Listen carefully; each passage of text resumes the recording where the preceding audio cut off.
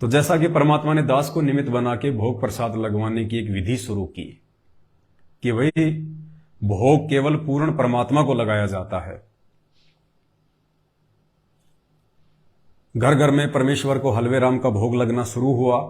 छोटी भोग की आरती के साथ या बड़ी भोग की आरती के साथ में शुद्ध देसी घी के भंडारे का भोग लगना शुरू हुआ।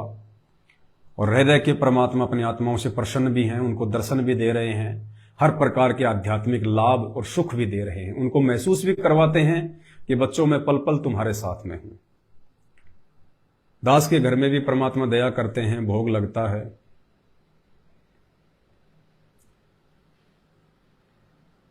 तो जब बिहार हम गए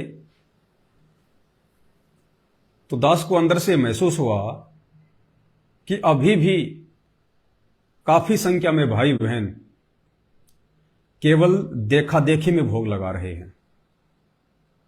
अभी उनके अंदर से वो भाव प्रकट नहीं हो पा रहे हैं। ठीक है, वो भी अच्छी बात है कि हम देखा देखी में भोग लगा रहे हैं, लेकिन जब तक हम उस क्रिया को अंतःकरण से नहीं करेंगे, एक विशेष जिम्मेदारी मानकर नहीं करेंगे, तब तक हमें उस भोग के लगाने का भी विशेष लाभ नहीं मिलेगा। तो बहन ने बताया कि एक समय मैं 1 या 2 दिन के लिए कहीं घर से बाहर चली गई थी, पीहर में गई थी या कहां गई थी। उससे पहले रोज गुरुदेव को सुबह शाम बहन भोग लगाया करती थी हलवे राम का। और 2-3 दिन के बाद जब बहन घर पे वापस आई और जब बहन रसोई में गई तो बहन ने बताया कि वहां पे परमपिता परमेश्वर सतगुरु रामपाल जी भगवान बैठे हुए थे। उस रसोई में हमारे पूज्य गुरुदेव भगवान, ये सारी सृष्टि के जगन्नाथ बैठे हुए थे। और बहन ने कहा कि गुरुजी आप रसोई में बैठे हो। तो परमात्मा ने कहा कि बेटी मैंने 2 दिन से खाना नहीं खाया, मैं 2 दिन से भूखा बैठा हूं बेटी, 2 दिन से मैंने खाना नहीं खाया।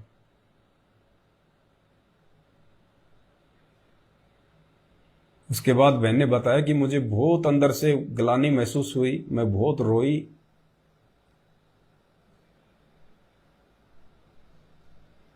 क्योंकि हम तो यही सोच रहे थे कि भाई चलो सुबह शाम फॉर्मेलिटी में गुरुजी को भोग लगा दिया, देखा देखी में गुरुजी को भोग लगा दिया।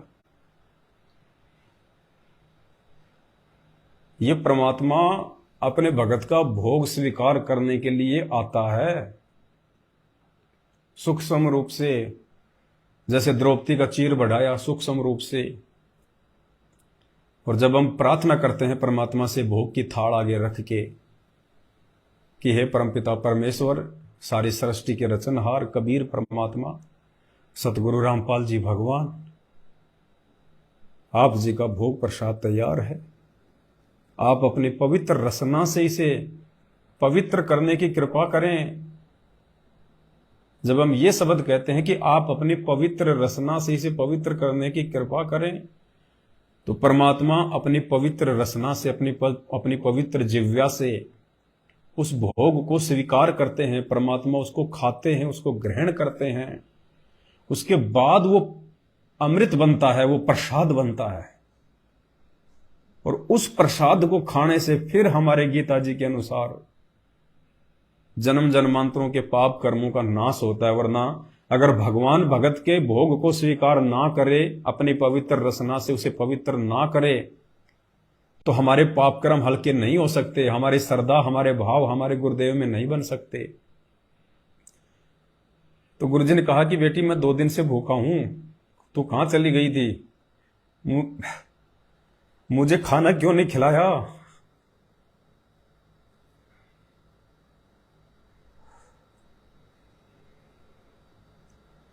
तो बहन को महसूस हुआ कि आज से पहले तो मैं भी देखा देखी में भोग लगा रही थी परमात्मा को, कि सब भाई बहन लगा रहे हैं तो हम भी लगा रहे हैं। उस दिन से बहन को महसूस हुआ कि हकीकत में परमात्मा अपने बच्चों का भोग प्रसाद ग्रहण करने के लिए आते हैं। और उसके बाद से बहन ने कहीं भी जाना छोड़ दिया।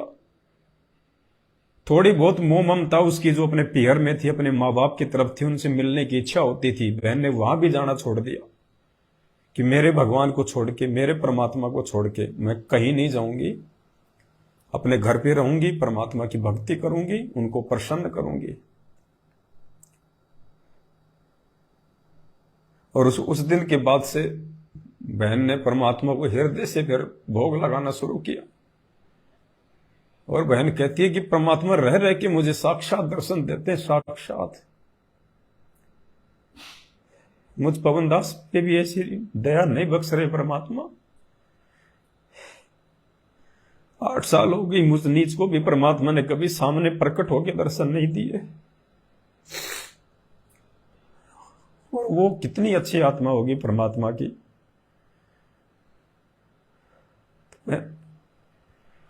हमने कोशिश करना है उस बहन के जैसा बनने का, उस बहन के जैसे भाव अपने अंदर लाने का।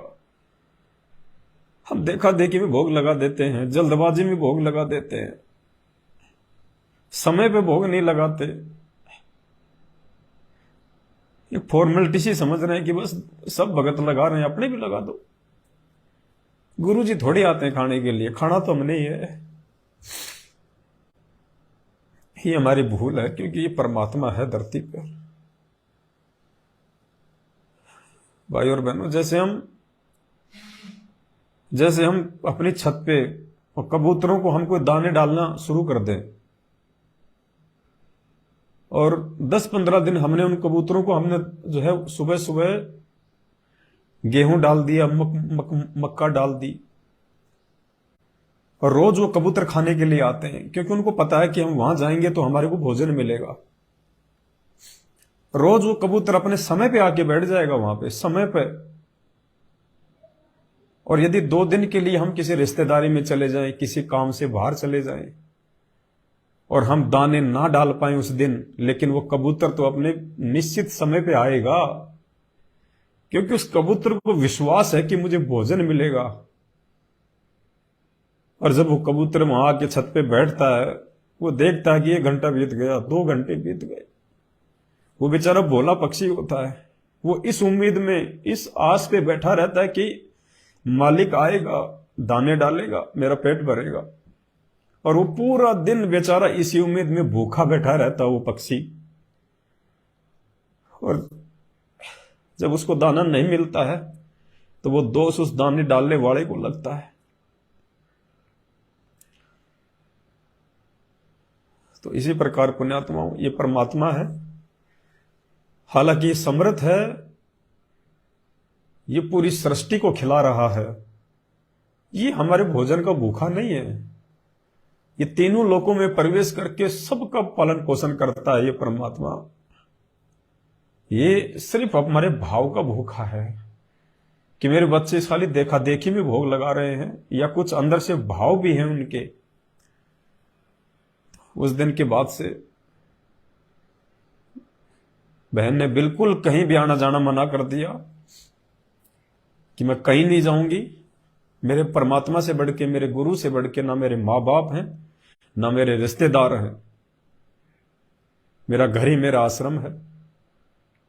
और यदि मुझे कहीं जाना भी पड़ गया तो मेरे भगवान को भोग लगा के जाऊंगी, और शाम को वापस आके भोग लगाऊंगी। मेरे परमात्मा को खाना खिलाने के समय पे मैं वापस आऊंगी। तो एक तो हमने ये बहुत बड़ी सीख उस बहन से लेनी चाहिए कि हम देखा देखी में भोग ना लगाएं गुरुदेव को। ये परमात्मा है और ये आता है भाई बहनों, आता है।